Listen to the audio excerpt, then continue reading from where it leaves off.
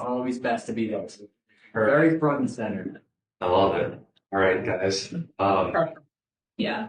Thanks for joining me today. My name is Ryan Stawasz. I live in Philadelphia, and I'm born and raised in Montgomery County, which is about 45 minutes outside of there. And I left my corporate job 9 years ago now to do real estate full time. Had no intentions of being a full-time realtor. My goal was to get MLS access so that I could do investment properties. That's my passion.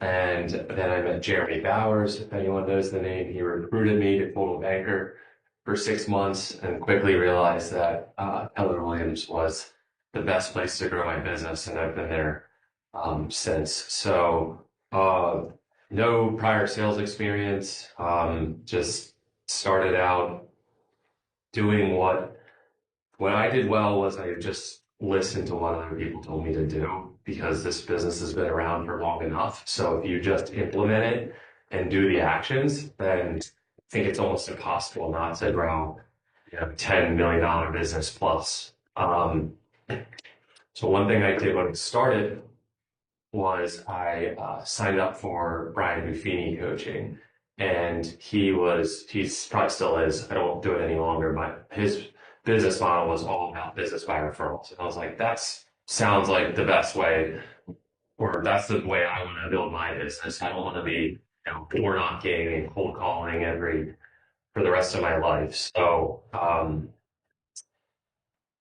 can say 9 years later, I pretty much have $25 to $30 million in business that will come in just based on my systems alone and referral-based business that I've built. And I hand a lot of the buyers off to my team and still do the listing side myself. So that's a little bit about where I was, where I've been, but with getting down into like the nitty gritty of it, and then I think I'll open it up for questions, because I also want to answer how I can help you guys. Brian's system was a 36 touch play, just like Keller Williams teaches. And if I think back to where I would start, certainly depends on where you are in your career, but like the first things first is you need a database. So whether you use KW Command, I use Lofty, formerly Chime, Salesforce, whatever system you want to use, you need somewhere where you have your center of influence labeled. And I kept it very simple: A, B, and C clients, right? So my A clients are my top 100 clients that are most likely to refer me business. So step one is get all your clients into your CRM. Step two is label them A, B, and C. A's are our top 100. At any given moment, they will refer you business. Now, as I was building that out, and I didn't have 100 A's, I said to myself, who do I want to drip on, right? Like, who did I have a good conversation with door knocking or cold calling? I'll add those in as A's. And as I get more stronger A's, you can swap people to B's, move people up to A's. So it doesn't necessarily have to be like, they're definitely going to refer you if you don't have 100 yet, but you've been doing it long enough that you're going to have to start picking and choosing. And next category would be B. And B is, A is definitely going to refer you. B is probably going to refer you given the opportunity. And C is probably not going to refer you, but I'm going to continue to drip on you with some emails just in case, someone happens to continue to read those, because depending on the person, everyone has different ways that they like to communicate. Some people like LinkedIn, some people like Facebook, some people like email, some people like text, some people like phones. So you kind of got to be hitting everyone in different methods. So that's the first thing I would do.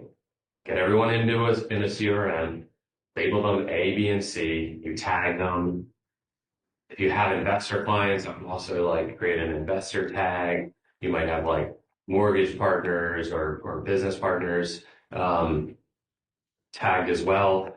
And then the next thing I started doing was I plugged into his monthly newsletter. So his CRM was, this is probably old pricing, so don't quote me, but it was like $175 a month for a CRM and then another $100 for him to send mailers and emails out. And to me, that was like a no-brainer. As soon as my business got off the ground, that was an easy way to leverage it. It was just me and a transaction coordinator at the time. So those top 100 clients would get a monthly newsletter that the content was right in line with the email that they were sending them out, and they would spread them out throughout the month. But then, so that's 24 touches just right there, right? Without doing anything else. That person's going to hear from me in the mail and through email. And that's really the name of the game, right? Who knows what percent of your database you should get a deal from every year.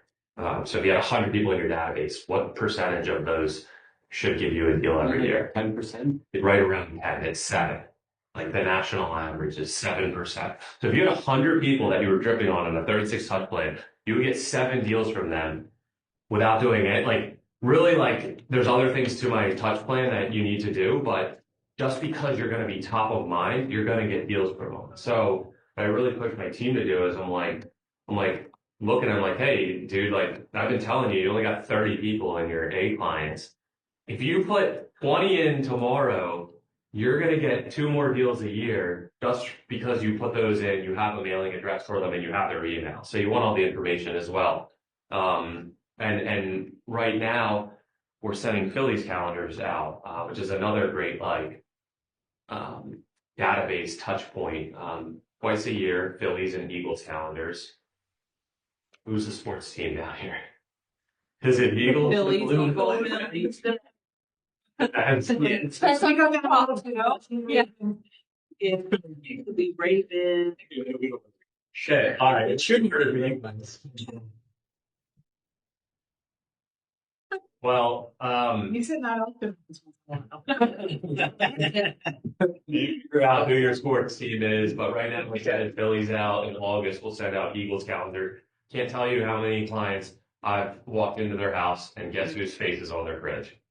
Like it's dollar for dollar. It is by far, and then their friends come over and see you on their fridge. Like I'm like, the fact that everyone isn't doing this is crazy to me because it's going to cost me like a couple $100 to be on everyone's fridge. So I always love the Eagles, and that's 2 more touches, right? So now we're up to 26 a year. And just my 8 clients are getting those. The minimum order for those is 100, and I think we use, I think it's called Markful. Don't quote me, I can get that. The end of the class, I can get or Markful branded products. is that it? That is a I company. think that's it. And if they have magnets, then yeah. Yes, they do. Yeah, I think that's who we use. So it's like a minimum of 100. Perfect. You put your face on it and your name, your email, all that good stuff. So your A clients are just going to get the magnets. And then, Brian's system is going along and he's like, okay, you need client events and you need pop buys. So I'm like, okay, like, let's do it. So I put my first client event in. I do it at the KW office. It costs me nothing. My mortgage partners and my title pay for everything. And, it's a couple $100 for a couple cases of beer and some food. And I have 15 friends show up. And this is what stops. If I'm being honest, most people stop right there. Like they say, well, no one's going to come. I'm like, I don't give a shit if nobody comes. Get your ego, out of the way. The power in these quarterly client events are you calling them and texting them the Eventbrite link to come to your event, right? Like that is where the power is, not in who attends. If nobody attends, I don't care. Like I really don't, because I just need them to think about me when it comes time to refer or buy or sell a home, right? Like that's the goal. So now I have Eventbrite links going out through email, through social media, quarterly. So that's probably another 8 touches minimum, right there. And to give you some ideas on client appreciation parties, we're doing a bowling event at South Bowl in Philadelphia, on April 5th. So on my to-do list today is to spend an hour and send the Eventbrite link out to the rest of my 100 that I haven't hit, and I still do it today. And it's paid for by us. So bring your friends, bring your family. Like I want you to bring everybody. I want to grow my circle and my sphere and be that trusted realtor if they don't have anyone. And then we got a Phillies game coming up in June, or no, we made it July this year. So we will pay for the first 75 people that RSVP. There's actually no bad seat in the Philly Stadium, so those tickets are like $50 a piece. And we do a tailgate before, and then we all go into the game together, and that event's awesome. I try to, depending on who your sphere is, think about like, I'm at the age where pretty much everybody has young kids now, so I try to do things like bowling, like Phillies, where they can incorporate their kids into those. Sometimes I think about their nap schedules too. Those kids are napping from 12 to 1, or 12 to 2, so our bowling event starts at 10 a.m. so they can still bring the kids for a couple hours and then get them back home for nap time. We do a block party on my block in the city. We've done that 2 years in a row, and I got like 100 people coming to that. I cannot tell you how many of my neighbors' how many of my neighbors I've helped by myself.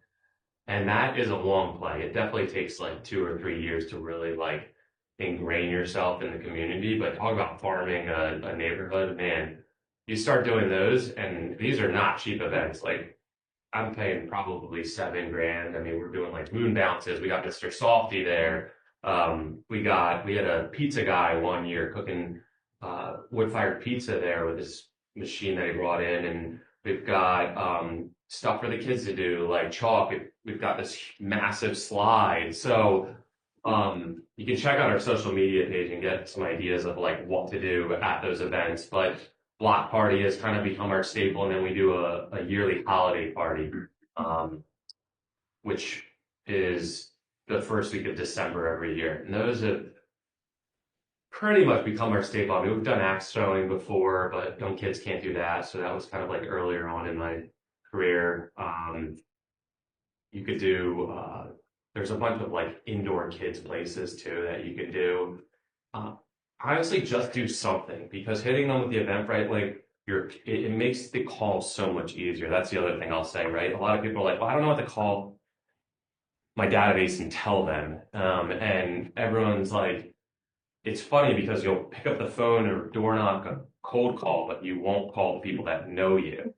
And this gives you the perfect excuse to do that. So now you're like, hey, it's Ryan.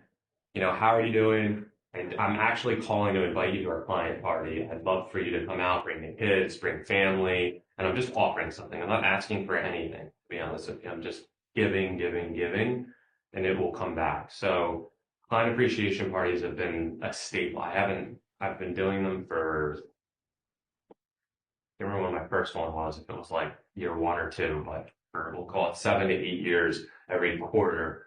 I have done those, and it's like, well, how did you go faster than everyone else, Ryan? Well, it just followed Buffini's system and picked up some good, tips along the way from other agents. And then I guess to round out our touch plan, sprinkled in there, we'll have our listing. When we go live with a new listing, we'll get hits like email or social media. I've always been very active on social media myself. So if everyone's following me on Facebook and Instagram, I mean, that's really becoming your resume. So I think you almost have to be active on there. I started doing funny listing videos, and that kind of became my stick, and everyone, has something different. But that was the first thing everyone would say to me when they would see me. They'd be like, oh my God, I saw your last listing video. It was awesome. So I know I was touching them and hitting them in that way. So I think social media is easily another touch a month minimum. So now we should be up to, that's 36. I mean, our touch plan is definitely more than 36, but I actually have it here. I'll make sure I give you guys everything on it.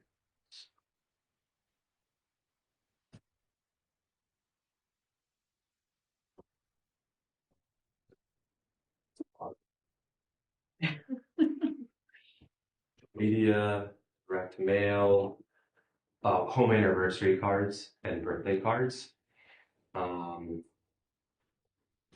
so two things.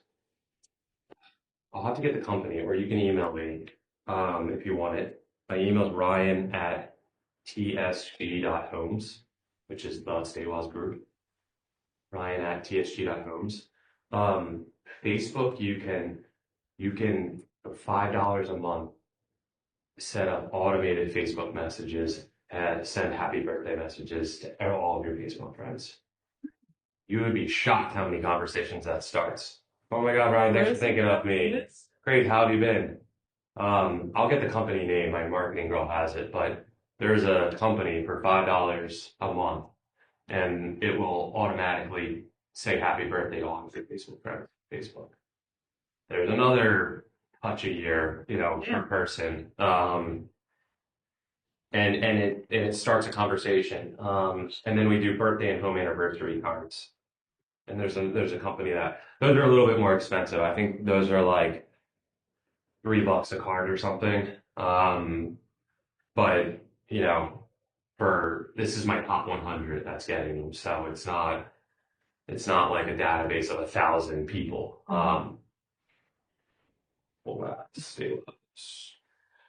We do quarterly. Like a quarterly recap of life events going on with the team, sales, anything new, our statistics, how many homes we sold. So currently we email that out. I'm working on getting that out in a newsletter form to be mailed out. That would be another idea for a touch. My recommendation is don't try to do everything. Do one thing at a time. Do the easy stuff first. Stuff that costs the least amount of money as well. But and depending on where you are in your career, like just start chipping at it. Like do one or two of these a year. You can't afford everything right now because there was a time where you have to make the business decisions on where you're going to put those paychecks, right? So, oh, and last but not least, HomeBot, right? So if you haven't heard of HomeBot, that's one of the better sites that I've seen, or has the highest client interaction. And you can, if you have a close relationship with a lender, they'll actually like either pay for all of it or half of it. I can't remember if the laws have changed on what percentage they can do, but I think they can sponsor you in some way. And different from everything else that I mentioned, like HomeBot's almost like it's like a Zillow estimator. Like it gives you pretty cool like statistics on what your house is worth. They can update like their mortgage, their loan, and it can say like, hey, you might want to think about refinancing. The rates have just dropped half a point or whatever. So, and there's very clear buttons on there that if they have a question, then they can, the button will notify you as the realtor, hey, this person wants a home valuation, or this person wants to know how long this house has been on the market, whatever the case may be. But it makes it like super simple and easy to interact with your realtor or your mortgage lender. So I think that is like $25 a month. It's pretty cheap. So that was something that I've always done. And someone might not reach out directly from HomeBot, but it's all about just staying top of mind. Like that's the point of this 36 touch plan. So there might be a couple things I forgot that we do, but let me open it up for questions. Any questions regarding your touch plan, your database? For your client events, do you take the numbers from your event, right? Is that how you prep for it? Like, especially for your block parties? Yeah. Okay. Yeah. Eventbrite tells me exactly how many people are going to be there. Do you overestimate by a certain amount? Sorry, that's a really specific question. So 10 to 15% won't show up that RSVP. Yeah. Never been 100%. So about 100 people RSVP, like 90 will show up, or actually when you get up to that number, it's probably closer to like 85. Yeah. People get sick on the day of, people forget. We try to send out as many reminders as we can, especially with the Philly tickets, where the Philly tickets, because I buy the tickets, I always open it up to at least 85 or 90 because I just know someone won't show up. And the worst case is like I gotta buy a couple standing room only, and then they come sit with us because we have such a large Yeah. group. So it's actually never happened. I always have at least 5 extra Phillies tickets at those games. But I mean, food, drinks, like I always overestimate. I'd rather run out of shit than have like a ton of extra. No one's gonna complain and be like, "Oh my God, you ran out of seltzers and now I gotta drink beer," right? Like, so don't put too much pressure on yourself to be perfect with that because it's almost impossible to predict. But I was like just looking at the food list for bowling, and I was like, all right, we've got 60 RSVPs. We're a week and a half out. Probably get at least another 20 now. But like, if you have something there, like that's enough. Like no one's expecting to eat a full meal, at most of this stuff. So yeah, but that's exactly what we use Eventbrite for. Well, a couple of things, right? Like Eventbrite, you get their email address and their name. Yeah. So now anyone who's bringing their friends, it's like, hey, make sure you send your friend the link, and now you got their contact information, and you're adding them to your database, right? So Eventbrite is amazing for that. It's also nice just because you can set it where like leading up to it, send out a reminder email on auto a week before, 2 days before, the day of, so that people, hopefully are not missing it. People trust it too. Click on. Yeah. Yeah, they know what to say. Yes. And it looks cool when you send it in iPhone on the iPhone, like a nice like big box shows up with your marketing, however you branded it. So it's every event we have an event, right? Like So you said you do these kind of bigger events like once a quarter. Like, what is your lead time frame where your first marketing piece will go out for that? Is it 45 days out, 60 days out, 60. about 60 days out. Yeah. And then, About 60. and so then I'm sure you have a number of touches from then until the actual event itself ramping up. And you're talking to some of the agents on your team. So I know like Nick Waldner runs his 555, which is all about events, and then he uses the database to call. So is that kind of the conversations you're coaching your agents to have? Is, hey, I'm calling you to remind you about the event, Yeah. but also how's things going and those kind of. Yeah, using like the Ford model, that's a great talk track when you're calling people, family, occupation, recreation, and dreams. But it's like you'll touch your database physically, like depending on how early you're touching them, you should be hitting them at least once or twice. And some people won't answer, and that's fine. I'll either leave a voicemail or I'll text them the link. I'll be like, hey, no rush to call me back. We got a party coming up. Wanted to see if you're around, and I'll shoot them the link right over. But they're hearing from me, and no other realtors are doing it. So it's like if you do that consistently quarterly, it's like almost impossible unless and occasionally someone's family member gets licensed and I won't get that business. So it's not like 100%, but no one else is doing it. And I'm truly like building a relationship, I'm listening. I'm saying, how can I help you? If you own a home, like my one seller client yesterday, I sold his place in Philly. They moved out to Bucks County. And I said, listen, I was just thinking, I was like, how can I help him? I was like, he's got a new home. So I was like, if you need any repair people, my one friend is a general contractor in Bucks County. I'm happy to reach out to him. If you need like a plumber, electrician, I can grab this guy for you. So like, even though he won't be back into the city, I want to be that resource, however I can help people. So I think like a general theme is you can take notes in your CRM too. So as I'm calling and texting them, like I'm taking notes so I know when I spoke with them, what we talked about, how old their kids are, and then before I call them for the next quarter, I'm looking back and it's like, wow, Ryan remembered that. Like, how did he know? How do you remember my kid was 6 or we were going on this trip to California? Like, oh, last time I talked, you guys were out to California. How'd that trip go? Right? Like, that's the connection that it comes naturally to some people, and other people you got to work on it. But that's the beauty of a CRM is. What CRM did you say you use? I use Lofty. It's not cheap. A little bit better. Yeah, it's got more functionality than honestly I'll ever even use. It can do everything. It's like one of the top 5, I would say, for my team. It's 9,000 a year. I don't know what it is for an individual agent, but like Buffini's was so simple and dumbed down. Like I loved it as an individual agent. Like it was perfect for what I needed. So it doesn't have to be super complicated because the reality is it's just most people won't spend the time to use it. Like Lofty creates my website and that integrates into the CRM. So if anyone comes onto our site, I can see their activity on the site. They rate the client on a scale of 0 to 100 of how hot they are based on their interactions, of reading my emails. So like some of these CRMs are really smart. They have AI features, but like it depends where how ready you are for it. If you're not going to use it, don't pay for it. But if you're ready to, yeah, links to the MLS. So yeah, good question. What else? I have another question. I feel like I have 1,000 questions. Do you do anything through your events? Like, do you guys ever do like 50/50s for a local charity? Do you layer anything like that? We do Eagles tickets raffles.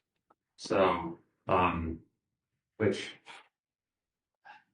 my marketing girl now saying boosted an ad using the Eagles, and the Eagles legal team reached out to me. So you're not allowed to do that. So don't do that. But you could now do StubHub gift card, right? So I could do Ticketmaster or StubHub gift card, and then you could use it for a concert or put your name in the raffle at the event, your name and or referral. That's how you get your name in the event, and then we'll raffle it off and. The Eagles ticket for $500, so it was like for two. So that was Like Eagle ticket? You can't add that. You can't advertise it. technically you cannot sell them. You can't advertise it. You cannot sell them because you're using them to make money or to promote your business. So without their permission, you're not allowed. So your secret's safe with me, but Ravens, they won't care. That's funny. Do they still have a team? what else? What else? Who here is using a CRM? Yeah. Four. We got a couple five. We got a couple of halves. Pre Keller Williams, I used to use Smarter Agent. Margaret, nice. And but I took Buffini's class like 13 years ago. Yeah. I went to one of his symposiums and it was amazing. And it's like, oh, by the way, I've got a referral. He's got some great stuff. Another thing that we do with the team is once a month we sit down for an hour and we write handwritten cards together. And that's a Buffini thing. Oh, the other thing that Buffini used to do is every month he would ship you a calendar or a calendar for the year. That was yearly. And then like I don't even know, I think there was 50. He's big on handwritten cards. Yeah. So he would ship you a box of cards. And I must have like 5,000 cards now. And now I kind of I just implemented this 2 months ago, but now as a team, after our team meetings on Thursdays, we will sit down for an hour and most people can get at least 10 handwritten cards out to their A client.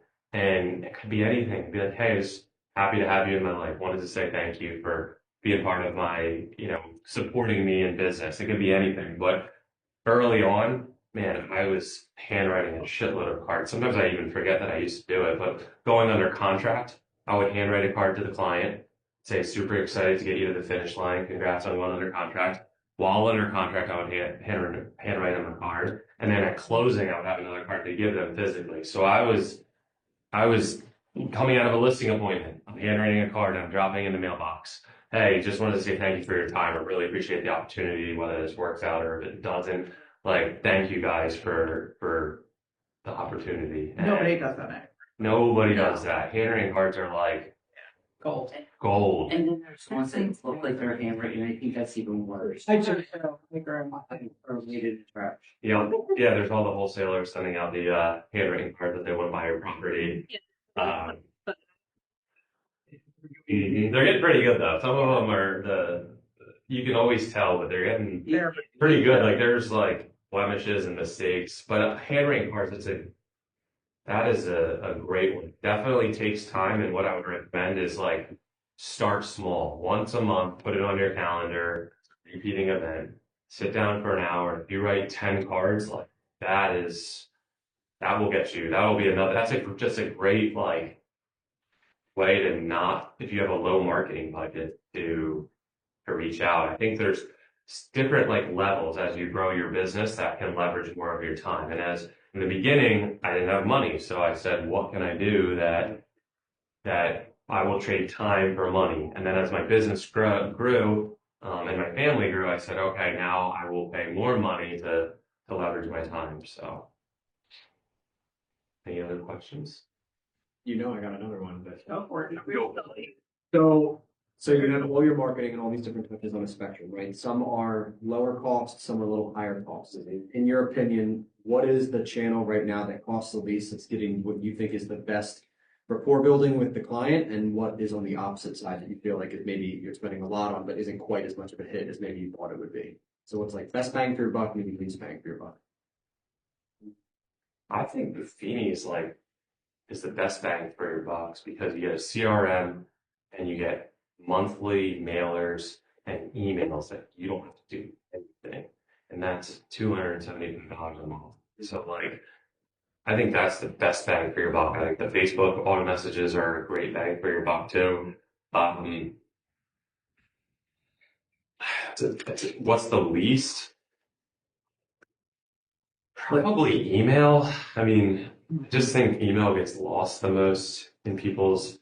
I think the least amount of people, or at least my generation of people, don't read emails. So I think like that's a tough one. Client appreciation parties are the most expensive, but and they take the most time to plan and set up and do all that. But Super high quality touch. yeah, super high quality. I mean, spending like 4 hours at a block party with your clients, like talk about referral-based business. Like they're not going anywhere, and I'm getting all of their friends' business. So if you don't mind doing it and spending the time to like plan it, and obviously it gets easier as now we've got it on autopilot, like it's still a great bang for your buck. It's probably not as it's so hard to judge because I just don't like. There's no way to quantify it. I do all this stuff, and I get all these referrals.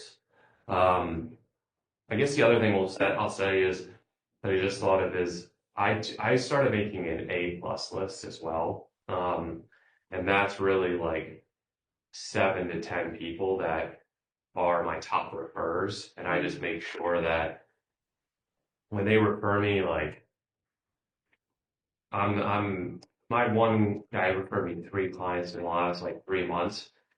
I had a rental for him. I was like, dude, I'm taking $500 off your rental fee here, just as a thank you gift. And he was like, oh, thank you so much. Like that's the least I could do. I brought clients to a Sixers game before. People that I want to hang out with, of course, and that might not be everyone, but I think you really got to go above and beyond for those people and send them stuff for Christmas and just it's not that easy to find the people that referring comes easy to, right? Like, and you got to realize that too, is that it's just not in everyone. Like, even though you might have knocked it out of the park and you have a great relationship with them, like it just doesn't come naturally to them. And sometimes you're surprised about who it comes natural to. But once you figure it out and they send you like a referral or two, keep rewarding the action. Don't reward the result. So if someone sends something to me, like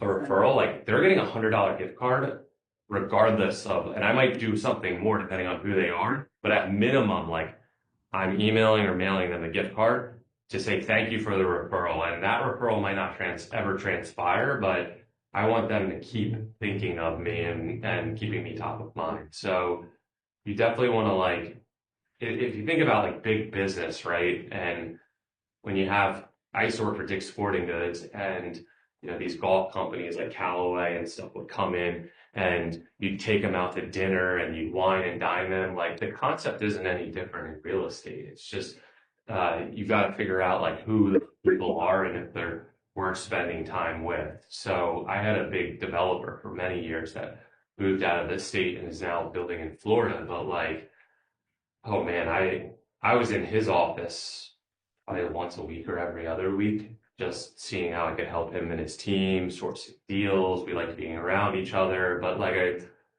you just want to you find your bird dogs is what we call them in our team discussions, and I think that's another like good talking point is I made sure that the people I was giving business with were my bird dogs. So early on, my lenders, my title, my inspectors, I found who the best ones were, and I said, if you want my business, I expect at least a referral or two a year from you in return. And if you're not going to give it, then I'm good. There's a lot of good mortgage lenders out there. I'm going to go find the guys that will think of me. Imagine in your business if you could count on 5 guaranteed sales every year from your mortgage, your title, your home inspector, your who else? Insurance. Insurance, that's a good one. Yep. Yeah. My insurance guy just referred a team member to me, who's interviewing now to be on our team. Like, if I could guarantee 5 sales from that, and then if I had 5 repeat clients that send me a referral a year, that's 10 deals a year at an average price point of 500,000, which is 5 million in guaranteed business. Like, talk about a predictable business. Like, that's a great base to set and have in stone. So really find those people that like you're sending them all the business anyway. So like I always said to myself, yeah, paying for like Zillow leads or sponsoring my parties, that's great, but a $10,000 check is a lot better and trying to get their whole friend sphere and everyone that they know. So don't be naive to the fact that you're sending them probably like 5 to 10 deals a year, and and be very clear about what you expect to receive in return, because there are people out there that will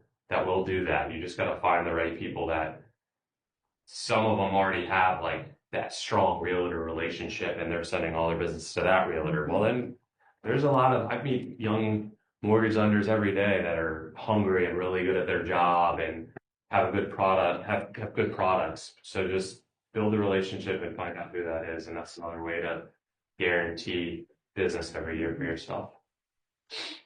What else? Jordan, Mhm. at your events, what are you doing? Like, are you talking to everyone, trying to introduce yourself? Like, what does it look like for you? Yeah, Okay. yeah, that, the holiday party, I'll say something, in front of everyone, which is typically just thank you. Yeah. In my own way. Couldn't do this without my friends and my family and the support. And obviously we're passionate about what we do. And, you know, we try to get better every day and continue to learn so that we can help you guys. But it's thank you. And yeah, I want to have fun. I want to meet people. I want to meet people's kids. I just want to like, what do you need help with? Is there anything we can help you with right now? Right? Tell me about yourself. That's a great question for people that I don't know. So I just enjoy talking to people. So yeah, that's typically, I mean, there's not too much more you have to do once everything's set up. Some of these things require more setup and preparation ahead of time, you know, picking up food and tents and tables and all that fun stuff. But for our block party, I mean, most of that stuff gets dropped off in delivered. So I leverage my team to make sure that um, the week of all of that's ready to be delivered. So you were talking a little bit about how you have your A plus A, B, and C clients, right? So let's say you have somebody who's been in your A group for a while, but it's now been 18 months, they haven't sent you a referral. Yeah. What's the conversation like between you and that person to just say like, hey, you know, haven't got much from you, you know, you're not saying like, I'm going to move you from my A group to my B group, but what if they start noticing maybe less communication from you a little bit, you know? They won't. What's They won't. Yeah. That's the reality. Yeah. Like, I mean, if they do reach out and they notice that your mailers aren't coming to them anymore, then throw them back on it. But like, Yeah. you also have to be intentional about asking. I know, honestly, some of this stuff is not It's not rocket science, but spoken with enough of my team members and new team members, and nobody wants to ask for a referral. So like at least once or twice a year, you have to be asking them. I think there's different creative ways to do it, especially like when you're under contract and past inspections, like during the under contract process, like I'm asking them at least twice who they know. Once at closing and once like one on past inspections or on the seller side, once for buyers still past inspections, I guess, but like I'm asking them like, hey, we did a great job, assuming I did a great job, for them, like we're on the home stretch here. I've really enjoyed working with you, just high quality people like yourself. Who do you know in the neighborhood or the community that also is thinking about selling this year?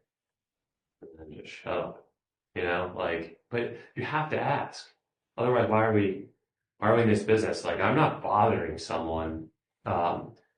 Dino on my team yesterday actually said, this handyman guy I've been using for 5 years, I never thought to ask him, and I asked him because we've been talking about it, and he sent me someone up in like Quakertown. He's like, I don't know if I'm gonna go to Quakertown, but he had someone top of mind. I was like, dude, you have to ask. There's nothing to be ashamed of. Like, you're good at your job, you love what you do. And when you start reframing it like that, it's like, I'm here to help people. If you have someone, that's great. But I follow up with people. I do what I say I'm going to do. I'm honest. If I make a mistake, it wasn't on purpose. So I don't know what more you could want in a realtor other than just that. But if you're not being intentional and asking for it, then you're doing yourself. Then why do all this stuff, right? Like you got to at some point ask people. So, but you reminded me of something. So like, yeah, your A's, I think I mentioned a lot of what they're getting. The B's, A's and B's typically get invited to all of our client appreciation parties. I look at client appreciation parties like, depending on the RSVP count, like you might even invite C's. Like early on, I was just inviting everyone because I want everyone and I want everyone's friends. So the C's don't get any mailers. But they'll get emails because emails don't cost me much, almost nothing, right? So it's like, you might as well drip on these people until they tell you no. And a good qualifying question, like early on, I used to door knock a lot too, as I was building that database up, right? Because your database, let's say you have 50 people in it, like you've got to keep growing it every year, and it's not just going to come if you're just talking to those 50. So you got to figure out cold ways to grow that database. And I said to myself, what was my train of thought there? Where was I going with that? It'll come back. Qualifying questions. Thank you. When I would door knock, I would say, it'd be like, knock, knock, hey, give them my spiel. They'd be like, no, I'm not interested. I'd be like, hey, thank you for your time. It was really nice to meet you. I love staying in touch with my clients in different ways. If you had a question related to real estate, do you have someone that you could go to? And then I would find out, am I going to continue to follow up with you? Yeah, my sister. Yeah, like if it's like my brother, all right, you're good. Like you're never going to use me. I'm here to help. Even if your brother doesn't know the answer, I'll still help you. But then I can be a little bit more pinpointed on who I'm marketing to and where I'm using those dollars. So that's the other thing. Like you get burned enough times and you're like, all right, I'm just going to start asking. Like your friend goes and uses Joe Schmo Realtor and you're like, what the hell? And it's like, well, did you ever ask him if he had a good relationship? Probably not. You just assumed he was going to use you. So that's on you. Everything that happens in this business is because is you. It's not anybody else. You're not a victim. Like I've had people go directly to builders. And they're like, I didn't know the process. I went in the open house and the builder said, this is what I got to do. And there goes an $800,000 buyer. And I'm like, all right, you lose one or two of those and you'll start being like, listen, here's my buyer agency contract. This is, if you see a new construction product, let me reach out. Even if you go to, like, you start adding that to your buyer presentation so that, So when you do the events, Mhm. do you like post pictures of it and post different things like that on your social media? yeah. And let people know how they can get invited for the next one, or? Yeah, that's a good question. I didn't mention that, but we have our photographer at every event. So, $200-300, Right. get them there for an hour. The holiday party, we have a group backdrop. I try to get as many pictures as I can with clients and my team, in front of it.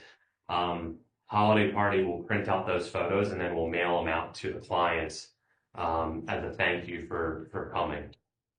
But yeah, you either need someone on the team taking photos, which I don't recommend because then they don't really get to enjoy I it. mean, you don't invite everybody. Mhm. So, but you will advertise that you had them, even though you didn't invite the other people. But do you like? Like, are you saying like Is it you're worried help- about someone seeing it? Yeah. Well, why doesn't it be seeing some baseball? Something on Yeah. Facebook and, like, Send me a referral, you can go. I was gonna say. I mean, Do you need to Like come here? like a way to get. I mean, occasionally I will forget someone. I'm like, shit, I forgot that. I see this person at the park every day with my kids. But it's like, if they call you out on it, it's like, oh my God, I must not have your email. What's your email? Let me make sure you're on the list for the next one. But yeah, I mean, inevitably you're gonna forget somebody. And be like, but I'm your cousin. They're like, oh, sorry, I didn't have you in the database, and it slipped my mind. I mean, that's the honest truth. It's so hard. There's so many people to reach out to. I'm always adding people in my neighborhood to it, and sometimes I don't have all their information. So, it also forces you to look at your database at least quarterly, which is probably an adequate amount. Like monthly would be almost overwhelming to do so. But quarterly, if you're going in and you're looking at your top 100 clients, and you're kind of saying to yourself, are they worthy of the top 100? And then maybe you're swapping someone else out because, let's say you're closing 10 to 20 deals a year, you're having 10 or 20 potential new people coming in and out. So once your 100's filled, I mean, you could do 200. If you have 200 great clients, like you can do it. And you may only have 20. And you might only have 20 to start, but like when I had warm conversations door knocking where I was like, this person's gonna move in the next year, or they're thinking about it, I made them an A client because now they start getting my mailers, my calendars, my emails, and it's like that, even though they might not refer me, if I know that they're thinking about moving, then that was like, and then I think I knocked for like 2 or 3 years straight, and 7, 8 years later, I'm still getting calls back from, hey, you knocked on my door 5 years ago. We weren't ready at the time, but now we're thinking about it. So, yeah. And as far as like business cards go, like I didn't carry business cards. I preferred not to. If someone says, do you have a business card? Then it's right here. Yeah. What's your number? I'll shoot my contact card to you. And now I got your phone number. Yeah. No one's ever said no to me. So it's like, Yeah, once you go to digital business card, that's like a game changer. mhm. But then you just text them the business card, and now you have their number, so it's easier. What's your last name? I'll save your number on my phone, right? So now it's like, it's a done deal. It's, people lose business cards. So I do see newer agents make a bigger deal of like, oh man, I wish I brought my business cards. And I was like, you don't need a business card. It's on your phone. Get rid of them. Honestly, they don't do you anything. People lose them or throw them out anyway. Put your number in their phone, and that'll be more impactful. I think one of the biggest misconceptions of the client event is they think of the cost when it doesn't, when you're first starting out. Mhm. Because I used to be on a mega team, and I mean, they used to throw some hell of parties, and then I left. I'm like, I can't afford a 6-figure party. Like, that's crazy. But then I started doing my own stuff, partnering with the Pollock team. We did a joint client event. It kept it cheap. Yeah. There's a lot of things like that fall festival. It costs $10 a person, like super cheap. Yeah. Like you don't like people misconception. And then I personally invite everyone because usually it's only like 10% that actually show up anyway. I use it for more of the contacts. But then afterwards, I make sure everyone gets we missed you at the party. Make sure you come to the next because it's going to be Is great. that an email or what is that? Yeah, just an email or a text, depending on the level of client. Okay. Like if it's one of my A clients, then I'm gonna text them, and you know that they say, "Hey, I can't make it." Yeah. I'm gonna make sure, like, "Hey, you missed a great one. And Make sure you're at the next one." like Like that. what you said about like the reminders and like starting it, because like we noticed like that was kind of a trial and error for us on our part. But when we went to do our Thanksgiving pie giveaway, like we went hard with text reminders, calls, reaching out, reminders to pick up the pie. Thanks for coming. And we tripled Yep. the people that Nice. came. You know what I And mean? people So have to be it's, nervous. you have to stay on them because they forget. They're like, yeah, you can probably make it. And then if they don't hit, Yeah. 60 days ago or 45 days ago, and then Bars got rained out the first night. So that didn't help Right. either. We had to change the date. Yeah. So, but you live, you learn.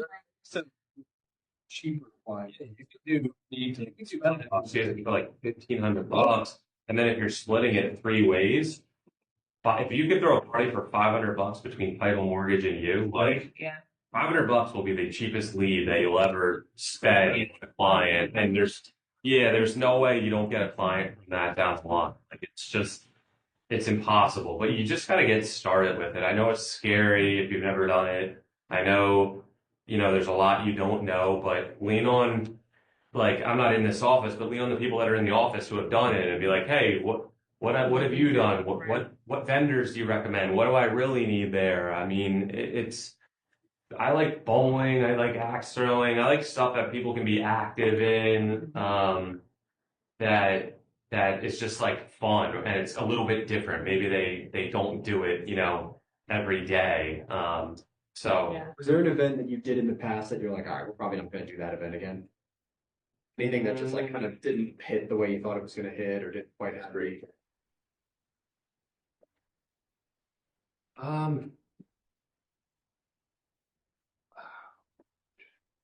Well, what was the best one then? No, we did a brewery before. We don't do that anymore. Because kids, that was like, I heard a lot of the stuff you were saying. Yeah. Catered to. yeah, I mean, I have 3 Kid-friendly. kids under 5, so like, I want my kids to come too. And most of my friend group also has small kids. But like, when I was in my late 20s, like, there was nothing else. Like, that friend group just wanted to have drinks. And so we did stuff at like a couple different breweries in the city, which is relatively inexpensive. I mean, Yeah. you might rack up $1,000 tab, but like, what is that? So, and you could do a raffle there to keep it a little bit interactive. I've seen people do like more masterminds of like different, like bringing specialties in that could be tailored more around realtors or tradespeople. But Morgan's Pier was another one we did, which is another happy hour place in the city, but it's right on the river. You can see the Ben Franklin Bridge, so it's just like a cool spot. I mean, I just try to do stuff that people don't get to do in their everyday life, because I think that's what will get people to show up. Oh, we did a in JFK Park in South Philly. We did a balloon person.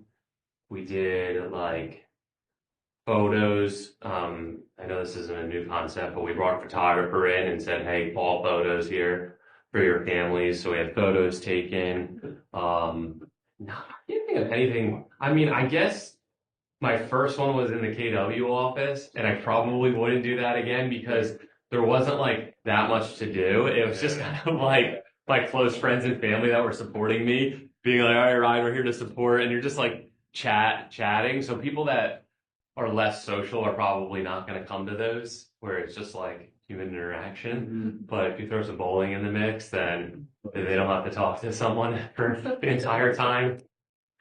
But yeah, it's a good question. One of the funs one we did was a movie in the park. And I mean, every time we've done one of them, it's Yeah. been Really? yeah, because I haven't kids tried it. we do it like kids Yeah. movie. I think the last one when I was on the team was Encanto just came out. So we did Great that. idea. You give out free popcorn. Yeah. You know, we had. Wait, through the screen, or was it at one of the places? They rented the movie screen. The guy comes and he sets up the projector. Yeah. And he has that. You pick whatever. I've actually Super cheap. Oh, it's super cheap. Yeah. I actually did it in my neighborhood. Okay. I just went door to door, knocked on it, says, you know, in 3 weeks we're having a movie night. We did Sandlot for some, and I had probably, and then I had a food truck. I got free dinner. It was actually it was right after COVID where things weren't, you know, people were still a little shysty about going out. Mhm. So we had it spread out. And then we're going to do another one this summer. I worked with our HOA and they're all about it. They're like, yeah, we'll let you pay Is for it it. in your backyard, or where is it? What's that? Is it in your backyard, or is it? So we have a big meadow. It was Okay. a common space. So we just used that. It was perfect. Had a food truck that I knew. He pulled up, gave out tacos. And I get And I think it's like $1,000 total, if that. you do it at like 7:30 or 8 Yep. p.m. Yep. Right when it gets dark. Yep. We did it on a Saturday night. Saturday night. Nobody has to, it's not Friday night. You're not tired. Yeah, you're not rushing It's to not. get home from work. Sunday you can sleep in. And kids had a blast. I like that. The parents were like, they brought their I was just drinks. gonna tell you, right, like, remember? Yep. Yeah. Yep. I provided the food. They brought people rolled in with coolers, and they were like the kids are out there playing, and they got to just actually watch a movie. Hmm. So it was cool. It was fun. People bring their own chairs. Yeah. Yeah. It was like BYOC, bring your own chair. Yeah. BYNB, B and C. Splash City. Yeah, I mean you could easily rent chairs if you wanted to, Yeah. but most people have camping chair. So they got free dinner and a movie. Yeah. I think that's a great. It's very similar to like a block party. Yeah. That's way cheaper though, because Work.